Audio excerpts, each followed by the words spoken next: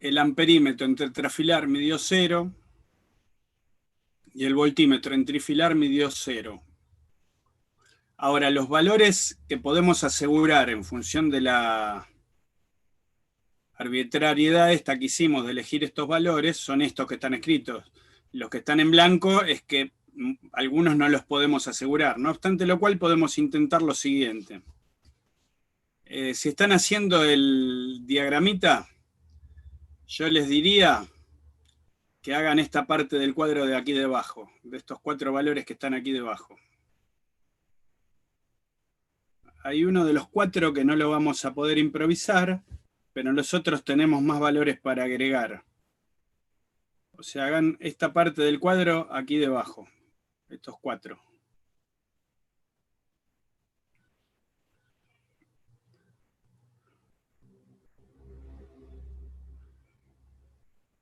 Bueno, donde es tetrafilar, podemos asegurar que esto va a ser 220. ¿Por qué? Y porque O' está forzado a superponerse a O a través del neutro. Así que si hay cuarto conductor neutro, yo dije que el neutro servía para llevar la perfección de la alimentación a la carga. Ahora, donde es trifilar, este caso es el caso más incierto de todos, porque es, supongamos, un edificio que funcionaba correctamente y que se le corta el neutro. Así que este caso, acá habría que poner signos de interrogación en todos estos casilleros, porque no podemos especular con ningún valor de todos estos.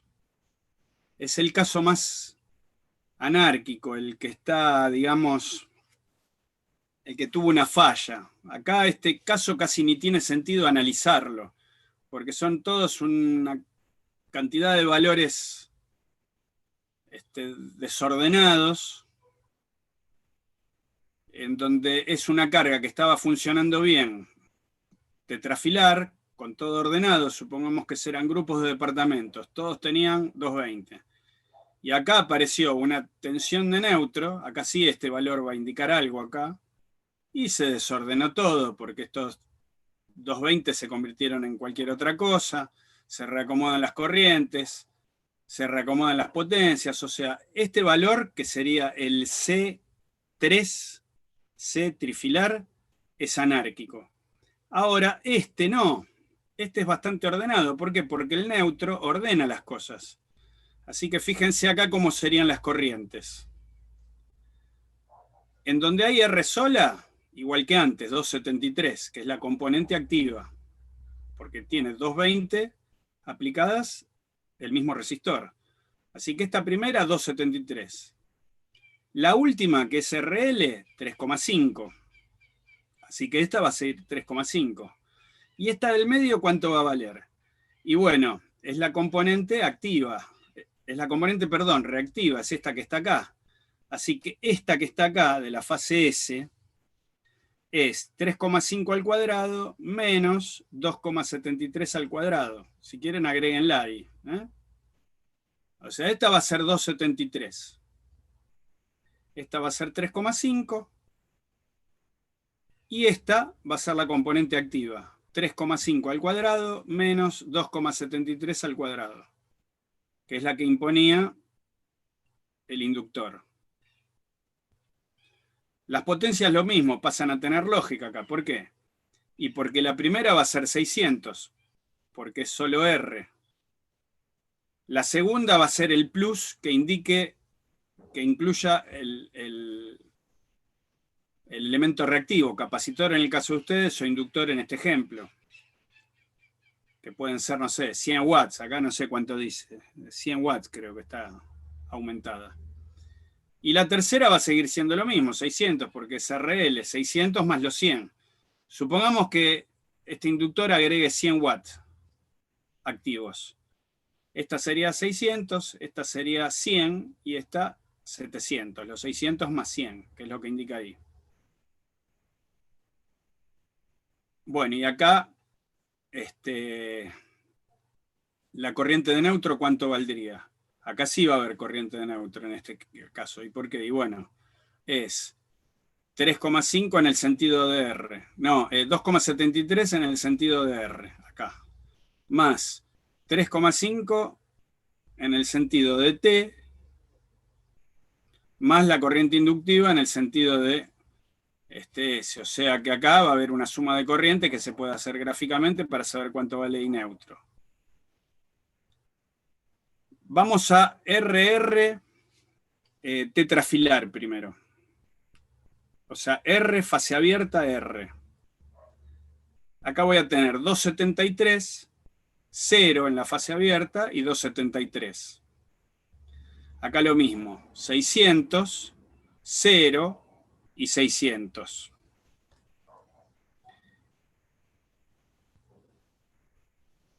Y la corriente de neutro va a ser la misma que estas. Va a ser 273. Esto lo voy a explicar en el pizarrón. Díganme si están viendo el pizarrón. Ahí sí. Bueno, fíjense. Se ve la parte izquierda mucho. ¿Es un poco mejor? ¿Se ve un poco mejor ahí? Ahí sí.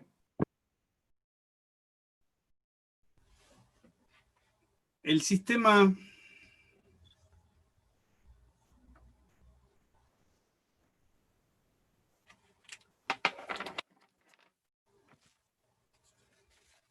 esto es interesante. Este trabajo práctico tiene muchísimo material de análisis.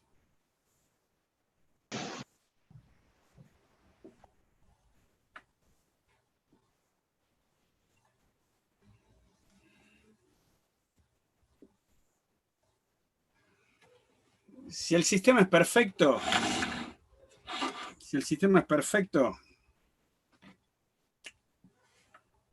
las tres corrientes sumadas dan 0. O sea que si yo las dibujo una a continuación de la otra, voy a tener esto más esto más esto. Esto sería la conexión A4.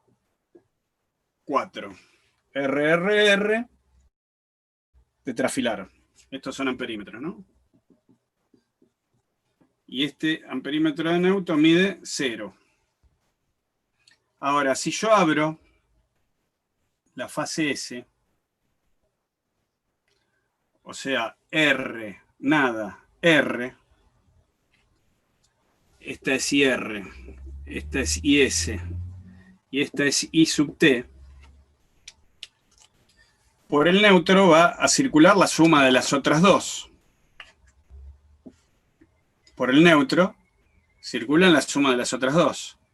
Como yo la que abrí es IS, la suma de las otras dos va a ser menos IS. Porque si esta anula estas dos, la suma de estas dos es idéntica a esta, y de sentido contrario. O sea que cerrando y abriendo esta llave, la indicación de este amperímetro, cuando está cerrada esta llave, pasa a este amperímetro cuando esta llave está abierta. O sea que cuando esta llave está cerrada, IS vale esto. Y cuando esta llave está abierta, la I de neutro vale esto. Porque como las tres se cierran en el mismo punto, cada una es la resultante de las demás, y la suma será de las otras dos la equilibrante, de la que falta. ¿Se llega a entender el concepto?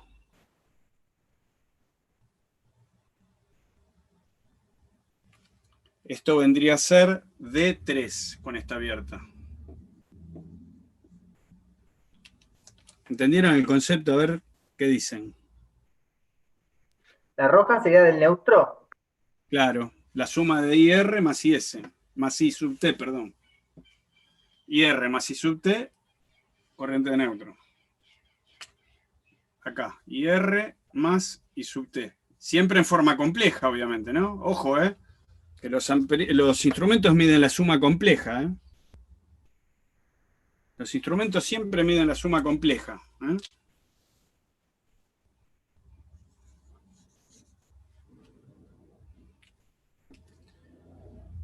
Acá se entiende, ¿no? Que IR más IS más I sub T son, en un sistema perfecto, valen 0. Así que si yo anulo esta, ¿cuánto vale la suma de las otras dos? Esa misma.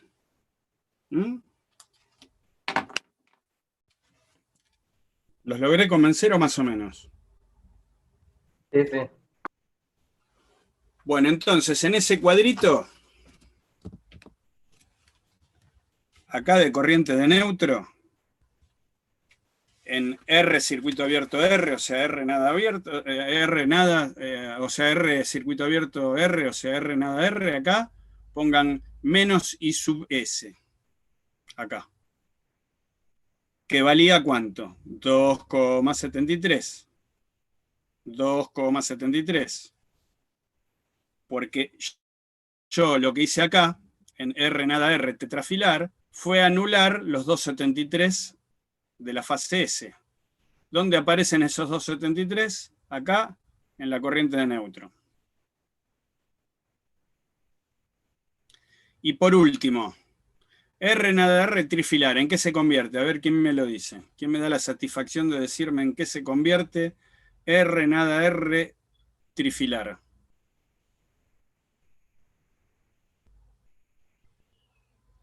¿En un bifilar?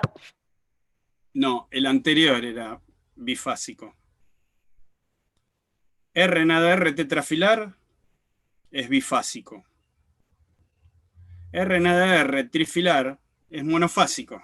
Vamos de vuelta al pizarrón. ¿Se ve ahí el pizarrón? Sí, sí. Bueno, borro esto porque es trifilar, ¿no? Borro esto. ¿En qué se convirtió? R nada R.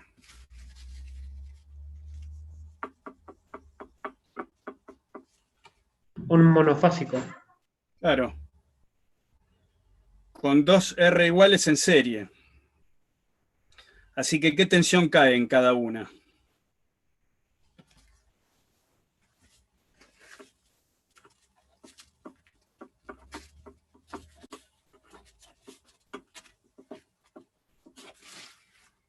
Es muy, muy, muy interesante este gráfico, este trabajo práctico. Ojalá se pueda hacer presencial. No sé qué va a pasar. Me parece que estamos cada vez peor. Estamos. Fase R, fase T. O' pasa a estar acá en el medio.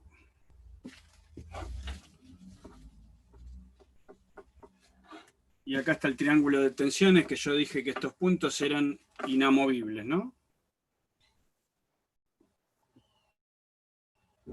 R, S, T. Es más, si quieren, para que lo entiendan mejor, vamos a dibujar así. R, nada, R. Esto es O'. Este voltímetro, UR O', es la mitad de la tensión, 190 volts. Pónganlo ahí. Pongan en el cuadro que hicieron. UR O', 190 volts.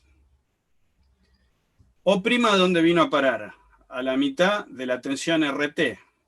¿Cuál es la RT? Esta que está acá. Ahí fue a parar O', acá. A la mitad de esta tensión. El voltímetro de TO' son los otros 190. O sea, tengo RO', la mitad de este lado. 190. Este lado es 380, 190. TO' es la otra mitad. 190. SO'. ¿Quién me dice cuánto indica SO'? 0. No. Es este valor que está acá. Es 330. SO'. Este valor de tensión, la altura del triángulo, que son 220 más 110 que hay acá. Y estos 110 es lo que indica el voltímetro de neutro, que es O'O. Recuerden que O está acá en el medio. BO' es 110 volts. Este es O. Este punto. Acá tengo 220, 220 y 220. SO' es desde acá hasta acá. Es 220 más 110, 330, la altura del triángulo. Entonces, RO' es 190, SO' es 330. TO' es la otra mitad de 380, 190. Esto es la mitad de 380, es la mitad de este lado. Y la tensión O'O es 110, que es lo que indica el voltímetro de neutro. Insisto, en el caso D3 es este. El que analizamos antes era el D4. Me parece que yo había puesto D3 y era D4, el anterior. El que tenía el neutro acá abajo.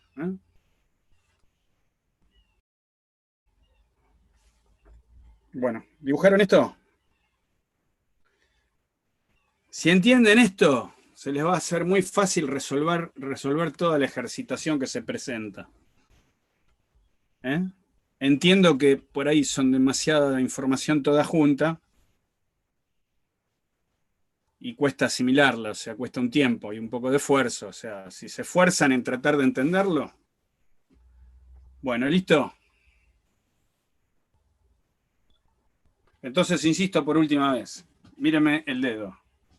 190, RO', la mitad de 380, la mitad de este lado. Porque son dos resistores idénticos, se convierten en un divisor de tensión. La mitad de los 380 estos caen acá y la otra mitad cae acá. Así que tengo RO' y TO', 190 cada uno. SO', la altura del triángulo, 330. Y la tensión de neutro, supongamos que acá hay un O.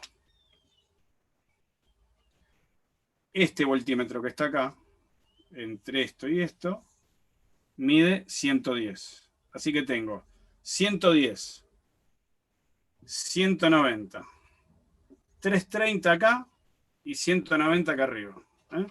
Esa es la distribución de tensiones en el caso D3, que se convierte en un sistema monofásico. Bueno, listo. Basta de ejercicio. Podríamos haber hablado algo más del trabajo práctico, pero ya es demasiado. Vamos a hacer esto hoy, y ya con esto terminamos. Se supone que más o menos entendieron energía eléctrica. Por lo tanto, la mejor forma y rápida de ver, la forma más rápida de ver energía magnética es haciendo una comparación con energía eléctrica, ¿sí? Así que esta sería la segunda clase de energía magnética. Lo vamos a ver en 3 veces la energía magnética. La primera fue la presentación, donde vimos la clasificación de imanes para entender los instrumentos. Y esta es un poquito más detallada, que incluye ecuaciones y unidades. Así que hacemos una comparación entre circuitos magnéticos y circuitos eléctricos, todo lo que sea comparable. Después vamos a ver que hay una parte que tiene una diferenciación muy clara. Bueno, lo que era fuerza electromotriz en volt, en la tensión, es fuerza magnetomotriz en energía magnética. Es el motor del magnetismo. Como para que haya motor para el magnetismo tiene que haber corriente circulando por una bobina, directamente esa es la fuerza magnetomotriz. La cantidad de espiras, N espiras, por la corriente que circula por ellas. La unidad es ampere espira, amper vuelta o ampere directamente. O sea que acá teníamos volt como motor de la electricidad y acá ampere espira como motor de la energía magnética. Lo que era la intensidad que circulaba por los conductores en ampere ahora es el flujo. en Weber, que se establece en el circuito magnético. La unidad es el Weber. Lo que era la resistencia en circuito eléctrico, resistividad por longitud dividido sección, es reluctancia en circuito magnético, reluctancia. La L y la S se ubican de la misma manera, numerador y denominador. Acá como se usa la permeabilidad, acá se usa la resistividad, que es la resistencia específica. Acá se usa la permeabilidad, que es la permeanza específica, cuánto admite ese circuito magnético. La sección es la sección transversal del circuito magnético. La longitud es la longitud media del circuito magnético acá. Longitud media del circuito magnético. Y la permeabilidad requiere una explicación adicional. La permeabilidad, como su nombre le indica, es la capacidad del material de aceptar líneas de fuerza. Qué tan permeable es ese material al flujo magnético. Bueno, la permeabilidad Musso-0, que es la del aire o del vacío, es 4pi por 10 a la menos 7 Henry sobre metro. Bueno, esto es muy bajo. Esta es una permeabilidad muy baja, constante. La permeabilidad del material usa a esto como unidad. O sea que hay una permeabilidad relativa multiplicada por esto. Me dice si es 30 veces más permeable que esto, 40 veces más permeable que esto, o 500 veces más permeable que esto. Ese número, ese coeficiente, es la permeabilidad relativa, y usa la permeabilidad del vacío o del aire como referencia, como unidad. Bueno, para que ustedes sepan, el material ferromagnético de peor calidad es 300 veces más permeable que el aire. Y el de mejor calidad llega a 700 veces. O sea que fíjense cuánto más permeable es el hierro que el aire. Y por eso se usa hierro en las máquinas, para facilitar la creación de flujo magnético. Piensen que la reluctancia es la oposición que le presenta un circuito magnético al establecimiento de líneas de flujo magnético, que esa es la ley de Ohm que vamos a ver ahora de circuitos magnéticos. Entonces, cuanto mayor sea la permeabilidad, menor será la reluctancia, menor será la oposición de ese circuito magnético.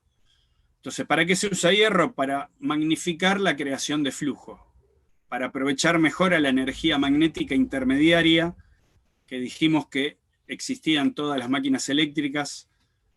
Como energía intermediaria teníamos energía magnética. Entonces usamos hierro, ¿para qué? Para darle más eficiencia a la creación de energía magnética. La ley de Ohm era I igual V sobre R, la ley de Hopkinson es flujo, es fuerza magnetomotriz dividido reluctancia. En electricidad delta es intensidad de corriente, corriente sobre sección, que se usa para dimensionar conductores. En magnetismo se usa mucho B, la letra B larga, que es la primera vez creo que repetimos letra. B va y la sección en Siemens, por eso yo a la unidad le ponía los dos palitos. Pero B sería inducción. En electricidad era susceptancia, ahora es inducción. ¿Qué es inducción magnética? Densidad de flujo, flujo sobre sección, densidad de flujo. Es Weber sobre metro cuadrado que da Tesla. La unidad de la inducción es el Tesla. Bueno, acá tenemos la ley, es la misma ley de Kirchhoff de las corrientes, acá es con el flujo, que dice que no se puede perder flujo por ningún lado. Y esta sería la fuerza de las tensiones, de las fuerzas electromotrices de Kirchhoff, llevada a magnetismo, que dice que la suma de las fuerzas magnetomotrices es igual a las sumas de H por L. Estas son las caídas de tensión magnética. Y H, que si lo despejamos de aquí, de esta igualdad, nos queda N por I sobre L, habla un poco de la diferencia que tiene entre circuito eléctrico y circuito magnético, porque no existe el H en circuitos eléctricos, que es lo que voy a explicar ahora. En un circuito eléctrico, escuchen y entiendan bien esto, porque es medio un trabalenguas, pero si me siguen lo entienden. En un circuito eléctrico dijimos que los conductores trasladan el potencial a la carga, y los considerábamos ideales a los conductores. O sea que todo el potencial de la fuente cae en la carga. Habíamos hecho un ejemplo en donde todo el potencial que subía a la fuente caía en la carga. Bueno, en el circuito magnético el mismo conductor es la carga. O sea, acá no hay una carga concentrada como en circuitos eléctricos, que está concentrada desde este punto hasta este punto. Acá el mismo circuito es la carga. Por eso esta fuerza magnetomotriz cae a lo largo de todo el circuito magnético. Y a eso se lo llama intensidad de campo, a qué cantidad de fuerza magnetomotriz cae por cada unidad de longitud del circuito magnético. O sea que acá toda la carga, todo el circuito se comporta como si fuera la carga, la que tiene la reluctancia. Ahora, siempre que se ve un circuito sin entrehierro, enseguida se ve un circuito con entrehierro, con aire, con el núcleo cortado. Bueno, ¿por qué esto? Porque esto representa máquinas no dinámicas, transformadores, autotransformadores. Y esto representa cargas dinámicas, donde hay un rotor que gira. Como el rotor tiene que girar, está despegado del estator, y ahí hay un entrehierro.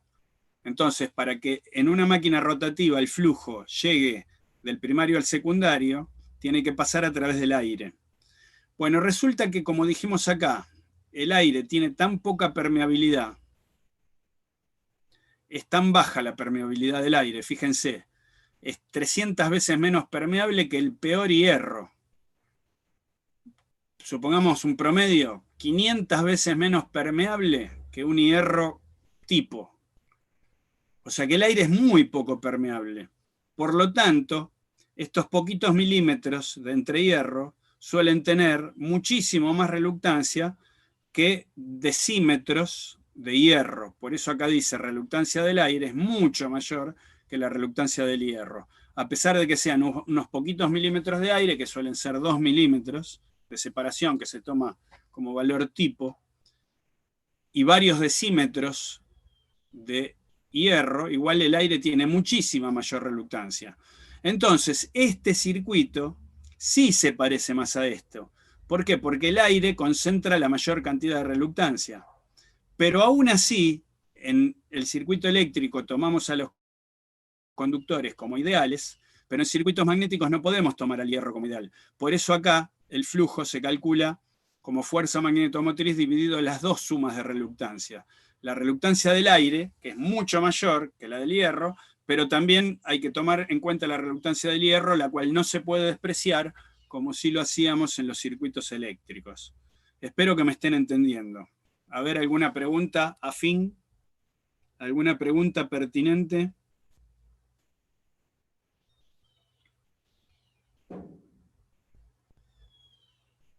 ¿Alguien tiene algo para preguntar, aunque sea alguno que diga que no? No por ahora de este tema. Bueno, listo. Acá viene una explicación importante. Denle importancia a las palabras porque las palabras involucran conceptos, ¿sí? Y con Hipólito le damos importancia a la palabra pérdida. Cuando hablamos de pérdida, la palabra pérdida se refiere exclusivamente a potencia activa en watts, que se puede convertir en pérdida en forma de calor o también se puede convertir en algo útil, ¿sí? Pero pérdida es potencia activa en watts. Cuando hablamos de flujo hay que hablar de dispersión, ¿sí? Dispersión es lo que se suele referir a pérdida de flujo. Y si hablamos de tensión, es caída de tensión, ¿sí? O sea que pérdida es solo potencia activa. Dispersión, en este ejemplo, después vamos a ver otro ejemplo de dispersión, dice dispersión que el flujo que viene canalizado a través del hierro, cuando pasa a través del aire, no mantiene la misma sección del hierro, sino que se dispersa, aumenta la sección. Por eso acá dice que la inducción del aire es mayor a la inducción del hierro, porque la sección del aire es mayor a la sección del hierro. O sea, la inducción del aire es menor a la inducción del hierro porque la sección del flujo en el aire es mayor a la sección del flujo en el hierro. A esto se lo llama dispersión, que el flujo se dispersa, se escapa, no mantiene la misma sección, no sigue viajando por el aire igual que lo hacía en el hierro.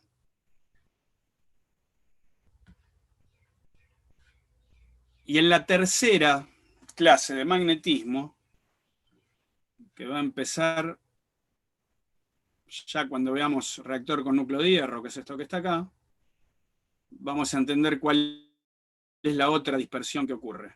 Bueno, la próxima clase, o sea, mañana empezamos con transformadores, mañana a las 9 de la mañana.